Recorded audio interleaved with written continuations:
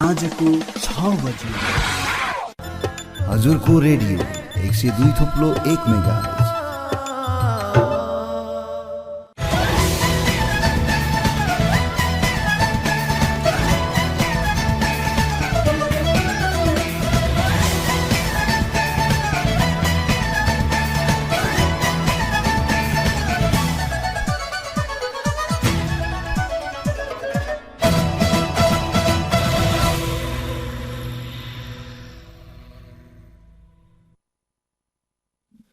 नमस्कार। साँझ 6 बजेको हजुरको समाचारमा स्वागत छ। समाचारको साथमा उपस्थित छु म श्रीराज महत।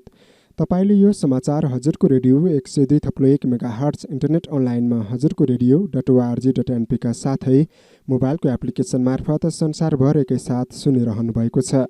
समाचारको सुरुवात गरौँ यस समाचारका मुख्य शीर्षकहरूबाट।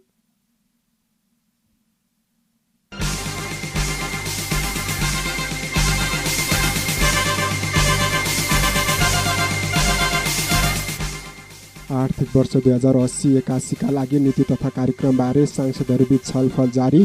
कार्यान्वयनमा समस्या हुने आशंका। नक्कली भुटानी शरणार्थी प्रकरणको पहिलो चरणको अनुसन्धान सकियो। प्रहरीले सरकारी वकिलको कार्यालयमा बुझायो प्रतिवेदन। 2000 को नोट नचलाउने भारतको निर्णयले असर नगर्ने राष्ट्र ब्याङ्कको निष्कर्ष। सुन आपूर्तिको कोटा बढाउन व्यवसायीको माग।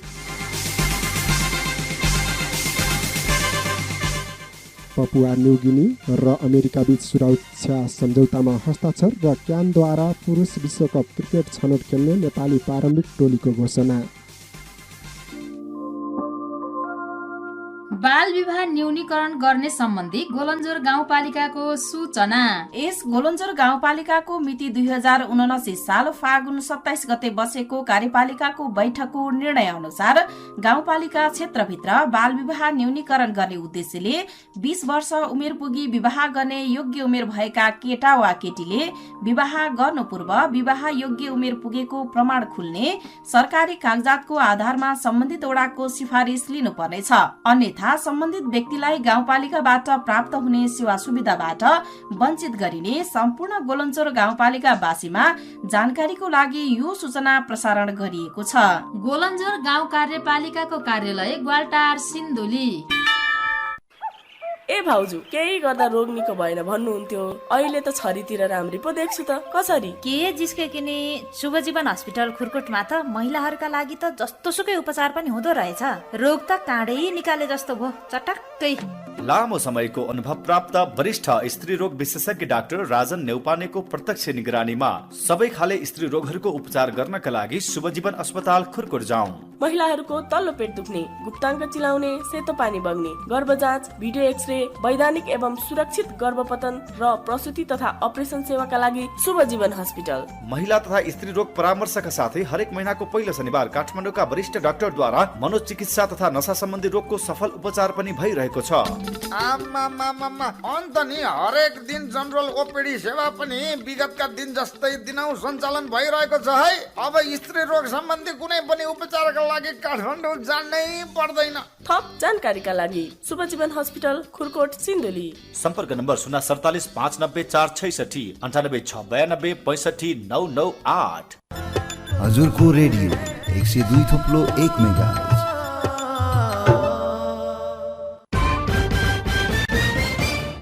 अब समाचार विस्तारमा। आर्थिक वर्ष 2080-81 का लागि नीति तथा कार्यक्रममाथि संसदमा आज पनि छलफल भएको छ। संघीय संसदका दुवै सदनमा नीति तथा कार्यक्रमबारे आफ्ना धारणा राख्दै सांसदहरूले यसको कार्यान्वयनमा जोड दिएका छन्। राष्ट्रिय सभाको बैठकमा सत्तारूढ दलका सांसदहरूले नै नीति तथा कार्यक्रम कार्यान्वयन हुनेमा विश्वस्त हुन नसकेको बताएका हुन्। राष्ट्रिय सभाका सदस्य नरबहादुर विष्टले नेपाली जनताको चाह अनुसार राज्यले गर्नुपर्ने दायित्व धेरै भएको र सोही अनुसार सरकारले नीति तथा कार्यक्रम प्रस्तुत गरे पनि कार्यान्वयन हुन्छ भन्नेमा विश्वस्त नरहेको बताउनु भएको छ। सांसद दिलकुमारी थापा रावलले संविधानले भनेको समावेशी र समन्वयिक विकासका आधारमा नीति तथा कार्यक्रम नआएको गुनासो गर्नुभएको छ। राष्ट्रिय सभा सदस्य कमला पन्तले नीति तथा कार्यक्रमका विषयहरू सकारात्मक रहे पनि कार्यान्वयनको चरण चिन्ताको विषय भएको बताउनु भएको छ। उहाँले कस्तो बजेट आउँछ भन्नेले पनि कार्यान्वयनको बारेमा पत्ता लाग्ने बताउनुभयो। छलफलमा राष्ट्रिय सभा सदस्य जयन्ती देवी राईले पनि नीति तथा कार्यक्रमले सबै क्षेत्रलाई समेटेर प्रस्तुत गरिएको भए पनि कार्यान्वयनको समस्या आउन सक्ने धारणा राख्नुभयो।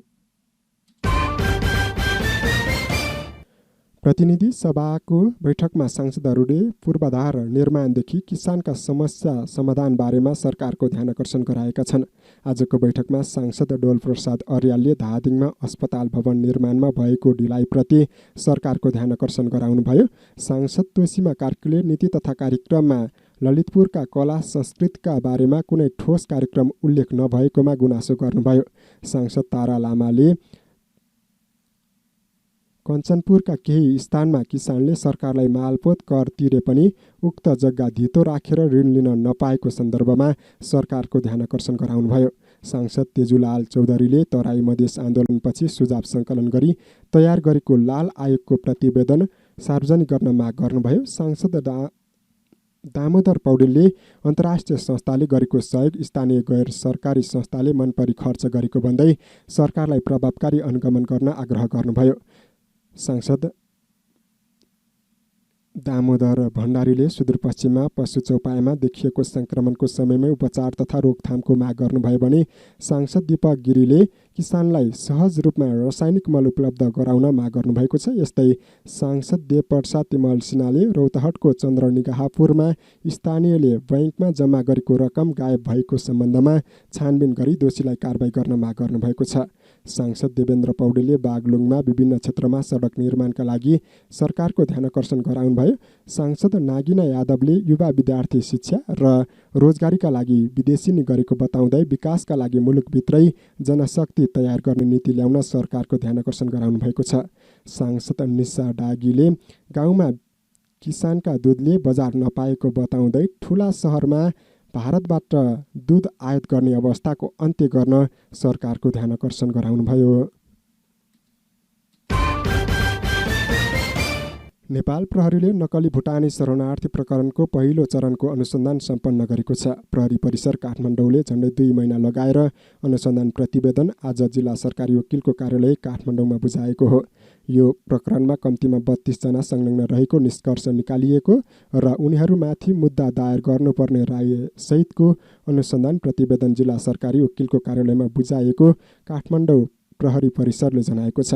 32 जना मध्ये 16 जना जिल्ला प्रहरीको हिरासतमा छन् भने 16 जना फरार रहेकोले उनीहरूको सूची समावेश गरिएको छ। उनीहरूमध्ये केहीलाई ठगी र सङ्गठित अपराध सहित केहीलाई किर्तेको मुद्दा चलाउन प्रहरीले सिफारिस गरेको छ। उनीहरूमध्ये केहीलाई अख्तियार दुरुपयोग अनुसन्धान आयोग र सम्पत्ति शुद्धिकरण विभागबाट पनि मुद्दा चलाउनु उचित हुने प्रहरीको निष्कर्ष छ। नेपाली नागरिकलाई भुटानी शरणार्थी बनाएर अमेरिका पठाइदिन्छु भन्दै 106 जनाबाट कम्तीमा 24 करोड रुपियाँ ठगी भएको उजुरी परेको प्रहरीले जनाएको छ। नेपाली नागरिकलाई भुटानी शरणार्थीका रूपमा अमेरिका पठाइदिने भन्दै करोडौँ रुपियाँ लिएको भन्दै परेको उजुरीमा प्रहरीले 2 महिनादेखि अनुसन्धान गरिरहेको छ।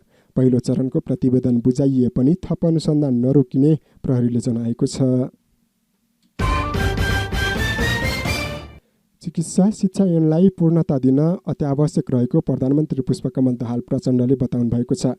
चिकित्सा शिक्षा आयोगको आज बसेको 11औं बैठकमा बोल्दै प्रधानमन्त्री प्रचण्डले चिकित्सा क्षेत्रका हरेक समस्यालाई समाधान गर्ने गरी ऐन निर्माणको कार्यलाई पूर्णता दिन निर्देशन दिनुभयो।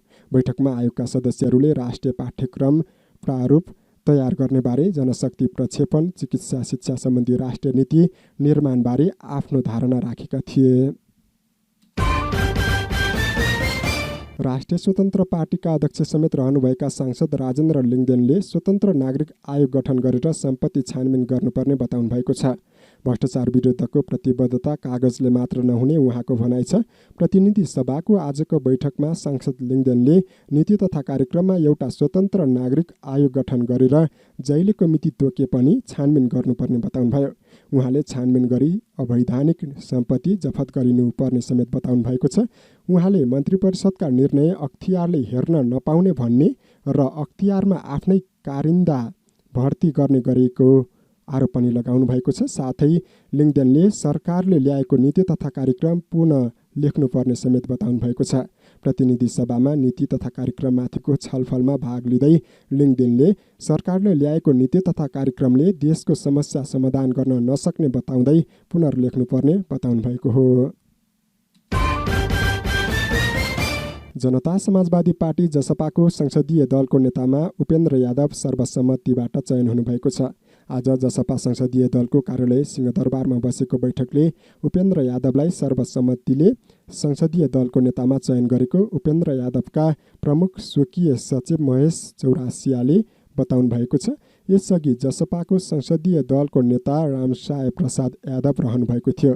उहाँ उपराष्ट्रपतिमा निर्वाचित भएपछि संसदीय दलको नेता को हुने भन्नेमा आन्तरिक रूपमा छलफल भइरहेको थियो। गत वैशाख 10 गते भएको प्रतिनिधि सभा सदस्यको उपनिर्वाचन यादव 12-2बाट निर्वाचित हुनुभएको थियो। नेपाल राष्ट्र ब्याङ्कले भारतीय रुपैयाँ 2000 को नोट नचलाउने भारत सरकारको निर्णयले नेपालमा कुनै ठूलो प्रभाव नपार्ने निष्कर्ष निकालेको छ। नेपालमा भारु 2000 को नोटले वैधता नपाए पनि सीमावर्ती क्षेत्रमा केही नोटहरू रहेको हुन सक्ने र साट्ने अवधि लामो रहेकाले नसाटिने जोखिम नरहेको राष्ट्र ब्याङ्कको निष्कर्ष छ। सन् 2016मा भारत सरकारले नोटबन्दी गर्दा नेपालमा चलन चल्तीमा रहेका 5 करोड भारतीय रुपैयाँ अझै प्रयोगमा आएको छैन। पुनः 2023 अक्टोबर 1 देखि लागू हुने गरी रिजर्भ ब्याङ्क अफ इन्डियाले 2000 का दरका नोट चलन चल्तीमा बन्द गर्ने निर्णय गरेको छ। भारत सरकारले अहिले बन्द गर्ने निर्णय गरेको 2000 दरको भारु सर्वसाधारणले प्रयोग गर्न प्रतिबन्धित छ। यसले सीमा क्षेत्रको बजारमा बाहेक 2000 दरका भारु नोट नेपालमा ठूला सङ्ख्यामा भएको हुन सक्ने सम्भावना न्यून रहेको नेपाल राष्ट्र ब्याङ्कको आर्थिक अनुसन्धान विभाग प्रमुख डाक्टर प्रकाश कुमार श्रेष्ठले बताउनुभयो। नेपाल सुन चाँदी व्यवसायी महासङ्घले नेपालमा सुन आपूर्तिको कोटा बढाउनु पर्ने माग गरेको छ। आज सङ्घका अध्यक्ष माणिक रत्न साकेको नेतृत्वमा महासङ्घको प्रतिनिधि मण्डलसँग प्रधानमन्त्री पुष्पकमल दाहालले भेट गर्नुभएको थियो। सोही क्रममा प्रधानमन्त्री प्रचण्ड समक्ष महासङ्घले यस्तो माग गरेको हो। प्रधानमन्त्री प्रचण्डले निर्वाध रूपमा पेसा व्यवसाय गर्न आग्रह गर्दै व्यवसाय सञ्चालनका क्रममा कुनै समस्या उत्पन्न भएमा त्यसलाई समाधान गर्न सरकार प्रतिबद्ध रहेको बताउनु भएको छ। अध्यक्ष साक्यले मागअनुसार कच्चा सुनको आपूर्ति नहुँदा व्यवसाय सञ्चालनमा कठिनाइ भएको बताउनु भएको छ। उहाँले व्यवसाय सञ्चालनका लागि आवश्यक पर्ने नीति नियम निर्माण गरी बजारको मागअनुसार सुनको आपूर्ति व्यवस्था मिलाउन सरकारको ध्यानकर्षण गराउनु भएको हो। बागमती प्रदेशमा गर्भवती र सुत्केरीको निशुल्क हवाई उद्धार कार्यक्रम ल्याइने भएको छ।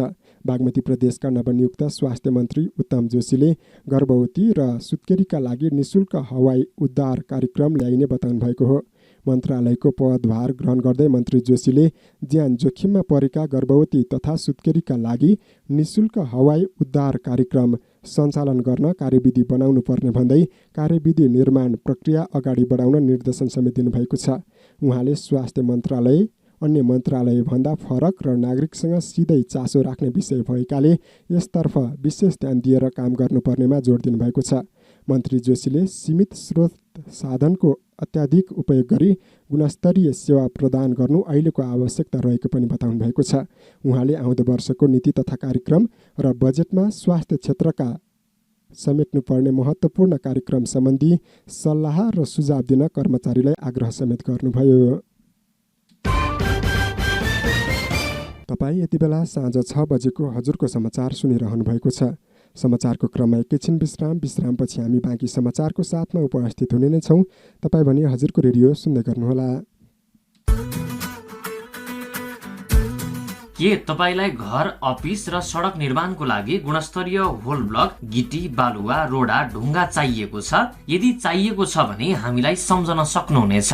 सम्पर्कको लागि कुमार बस्नेत, मोबाइल नम्बर 9849 12 74 46, विशाल माझी, मोबाइल नम्बर 9861 84 90 67, होल ब्लकका लागि तिलक मगर, मोबाइल नम्बर 9861 32 74 50। मन्थली रोडा ढुङ्गा उद्योग प्रणाली, मन्थली 1 रामेछाप।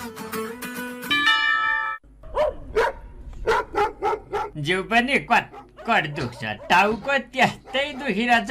त्यही त बुढा, मलाई पनि दाँत दुख्ने, आँखा चिलाउने, आँखा धमिलो देखिने समस्याले साह्रै सताइरहेको छ।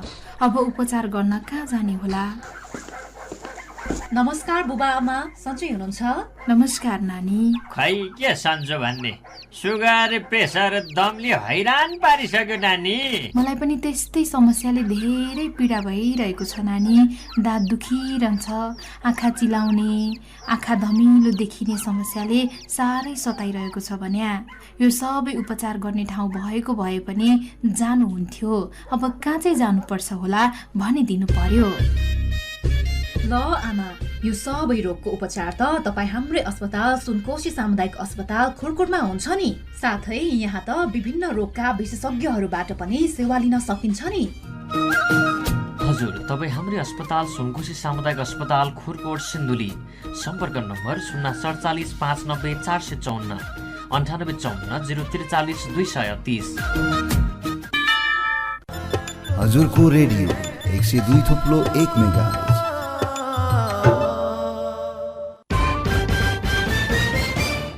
विश्रामपछि हजुरको समाचारमा पुनः स्वागत छ। अब बाँकी समाचार। रामेछापको माकुण्ड गाउँपालिकाका अध्यक्ष शेरबहादुर सुनवारले गाउँपालिकाको वडा नम्बर 1 घुमदेलमा निर्माणाधीन 55 मेगावाट क्षमताको लिखु 2 जलविद्युत आयोजनाको कारण स्थानीय जनताको भागदौड र चित्कार भएको बताउनु भएको छ।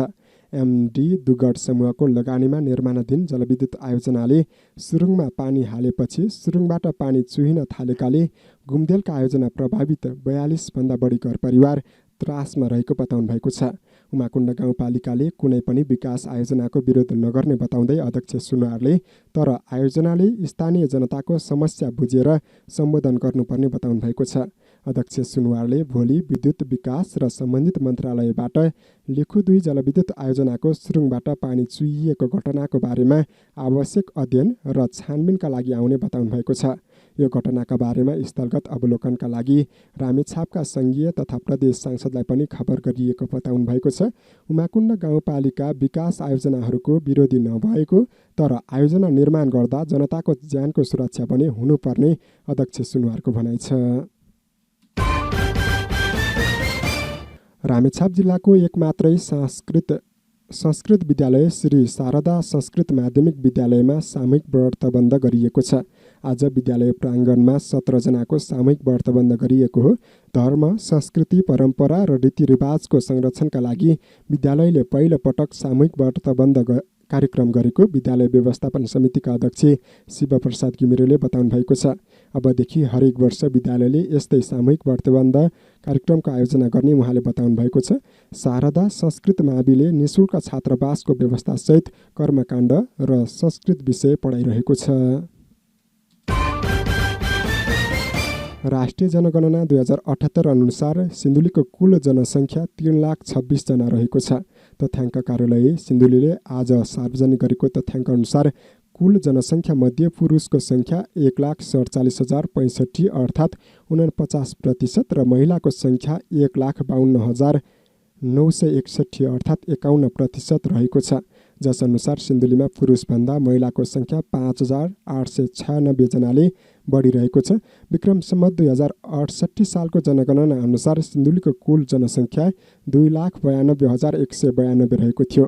सार्वजनिक तथ्याङ्क अनुसार 10 वर्षको अवधिमा सिन्धुलीमा 3,834 जना मात्रै जनसङ्ख्या बढेको पाइएको छ। दोलखामा निर्माण हुने तामाकोशी 5 जलविद्युत आयोजनाका लागि 13 अर्ब 75 करोडको ऋण सम्झौता भएको छ। कर्मचारी सञ्चय कोषले लगानी गर्ने गरी 99.8 मेगावाटको आयोजनामा हिजो ऋण सम्झौता गरेको हो। आयोजना निर्माणका लागि लगानी जुटाउन नेपाल विद्युत प्राधिकरण, तामाकोशी जलविद्युत कम्पनी र कर्मचारी सञ्चय कोषबीच त्रिपक्षीय सम्झौता भएको छ। सम्झौता पत्रमा प्राधिकरणका कार्यकारी निर्देशक कुलमान घिसिङ, कोषका प्रमुख प्रशासक जितेन्द्र धिताल र कम्पनीका प्रमुख कार्यकारी अधिकृत विनोद भण्डारीले हस्ताक्षर गर्नुभएको छ। तामाकोशी 5 का लागि 21 अर्ब 13 करोड 95 लाख रुपियाँ लगानी लाग्ने अनुमान गरिएको छ। नेपाल विद्युत प्राधिकरणले तामाकोशी जलविद्युत कम्पनी निर्माण गर्न आयोजनामा 65% ऋण र 35% सो पुँजी रहने प्राधिकरणका कार्यकारी निर्देशक कुलमान घिसिङले जानकारी दिनुभएको छ। सो पुँजीमध्ये विद्युत प्राधिकरणको 68% र सर्वसाधारण समूहको 32% लगानी रहने बताइएको छ।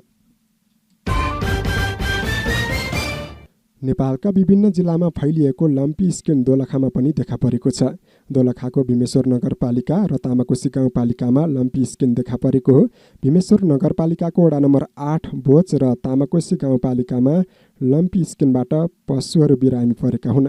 भीमेश्वर नगरपालिकामा हालसम्म करिब 7वटा गाई भैँसीमा लम्पी स्किन देखा परेकोमा 5वटा उपचारपछि निको भएका छन्। तामाकोशी गाउँपालिकामा लम्पी स्किन देखा परेका 4वटा गाई भैँसीको अहिले उपचार भइरहेको भेटनरी अस्पताल तथा पशु सेवा विज्ञ केन्द्र चरिकोटका निमित्त कार्यालय प्रमुख पलट चौधरीले जानकारी दिनुभएको छ। बोचमा रहेका पशुहरूलाई लम्पी स्किन भएको आशंकामा गत चैत्र 16 गते संक्रमित पशुको रगत र पिपको नमुना सङ्कलन गरेर परीक्षणका लागि केन्द्रीय पशुपन्छी रोग अन्वेषण प्रयोगशाला त्रिपुरेश्वर काठमाडौँमा पठाइएकोमा 22 गते संक्रमण पुष्टि भएको थियो। स्विजरल्यान्ड पठाइदिन्छु भन्दै रकम ठगी गरेको आरोपमा काभ्रेपलाञ्चोककी एक महिला पक्राउ परेकी छन्। स्विजरल्यान्ड पठाइदिन्छु भनी रकम 7 लाख रकम ठगी गरेको आरोपमा काभ्रेपलाञ्चोकको बनेपा नगरपालिका 4 स्थायी घर भई हाल बाँकी कोहलपुर नगरपालिका 11-10 बिघा बस्दै आएकी 46 वर्षीय पार्वती थापा पक्राउ परेकी हुन्। काठमाडौँ उपत्यका अपराध अनुसन्धान कार्यालयको विशेष टोलीले उनलाई गङ्गबुबाट पक्राउ गरेको अपराध अनुसन्धान कार्यालयका प्रवक्ता एवं प्रहरी उपरीक्षक रविन्द्र रेग्मीले जानकारी दिनुभएको छ। उनी तुलाराम ताराम मगरलाई वैदेशिक रोजगारीका लागि स्विजरल्यान्ड पठाइदिन्छु भन्दै पटक पटक गरी 7 लाख रुपियाँ लिई सम्पर्कविहीन भएकी थिइन्। पक्राउ परेका उनलाई थप अनुसन्धान तथा कारबाहीका लागि वैदेशिक रोजगार विभाग बुद्धनगरमा पठाइएको प्रहरीले जानकारी दिएको छ। लघुवित्त संस्थाको ठगी विरुद्धको सङ्घर्ष समितिले जिल्ला प्रहरी कार्यालय उदयपुर घेराउ गरेको छ। हिजो जीवन विकास लघुवित्त संस्था र सङ्घर्ष समिति बीच भएको विवादको क्रममा प्रहरी र प्रदर्शनकारी बीच झडप भएको थियो। यो समाचार तयार पार्दासम्म यी दुवै पक्षहरू प्रहरी कार्यालय परिसरमा वार्ता गरिरहेका छन्। वार्तामा लघुवित्ततर्फ 11 जना र सङ्घर्ष समितिका तर्फबाट 11 जनाको टोली वार्तामा जुटिरहेको त्रियुगा नगरका सङ्घर्ष समितिका अध्यक्ष तबिता राईले बताउनु भएको छ। आइतबार गाईघाटको ब्याङ्क लाइनमा अवस्थित जीवन विकास लघुवित्त वित्तीय संस्था परिसरमा प्रहरी बीच झडप भएको थियो। उक्त झडपमा पूर्वको झापा, मोरङ, सिराहा र सप्तरीबाट प्रदर्शनकारीहरूको सहभागिता रहेको जनाइएको छ। बर्दियामा 19 वर्षीय एक किशोरीलाई सामूहिक बलात्कार गरेको अभियोगमा 2 जना युवक पक्राउ परेका छन्। आइतबार बेलुकी ललाई फकाई गरेर किशोरीलाई मध्यवर्ती क्षेत्रको जङ्गलमा लगी बलात्कार गरी फरार भएका युवालाई प्रहरीले गए राति नै पक्राउ गरेको हो। पक्राउ पर्नेमा ठाकुरबाबा नगरपालिका 6 तुलसीपुरका 20 वर्षीय नवराज परियार र सोही ठाउँकै 24 वर्षीय विनोद परियार रहेको जिल्ला प्रहरी कार्यालय बर्दियाका सूचना अधिकारी डिएसपी हिक्मत बहादुर बोहराले जानकारी दिनुभएको छ। बोहराका अनुसार 2 युवकले किशोरीलाई V10 552 नम्बरको मोटरसाइकलमा हालेर ठाकुरबाबा 7 स्थित बठनपुरको जङ्गलको छेउमा रहेको मचानमा जबरजस्तीकरणी गरेको अनुसन्धानबाट खुलेको छ। घटनाको जानकारी पाउन साथ राति नै प्रहरीले बलात्कार आरोपीलाई गाउँबाटै पक्राउ गरेको हो। प्रहरीले घटनाका सम्बन्धमा थप अनुसन्धान गरिरहेको जनाएको छ। समाचारको क्रम अन्तर्राष्ट्रिय समाचार। पपुवा न्युगिनीले आज संयुक्त राज्य अमेरिकासँग रक्षा सम्झौतामा हस्ताक्षर गरेको छ। सम्झौताले अमेरिकी सेनालाई आफ्ना हवाई क्षेत्र र बन्दरगाहहरूमा पहुँच प्रदान गरेको छ। वासिङटनले प्रशान्त क्षेत्रमा चीनको बढ्दो गतिविधिलाई लिएर चिन्ता व्यक्त गर्दै आएको समय उसले रणनीतिक सहयोगको बदलामा कूटनीतिक र वित्तीय प्रोत्साहनका साथ राष्ट्रहरूलाई आकर्षित गर्ने प्रयास गरिरहेको हो।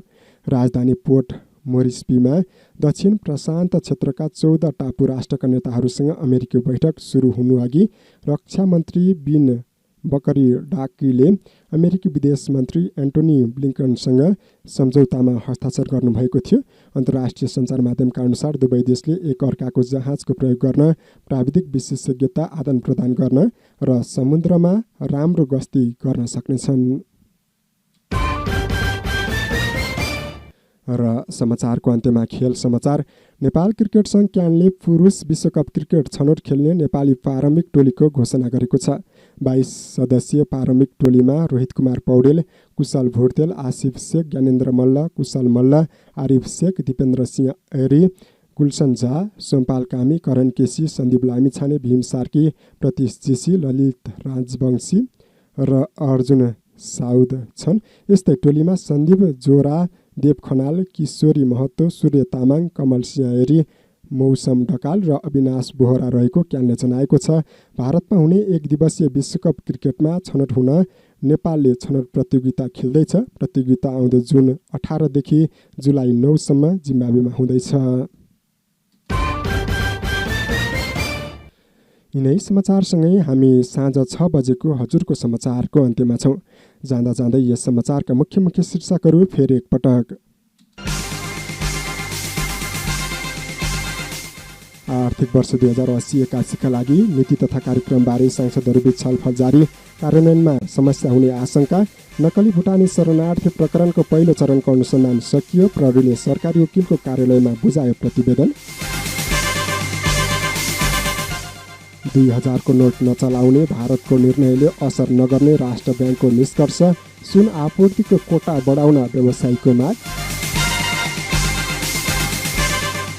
पपुवा न्युगिनी र अमेरिका बीच सुरक्षा सम्झौतामा हस्ताक्षर र क्यानद्वारा पुरुष विश्वकप क्रिकेट छनौट खेल्ने नेपाली प्रारम्भिक टोलीको घोषणा।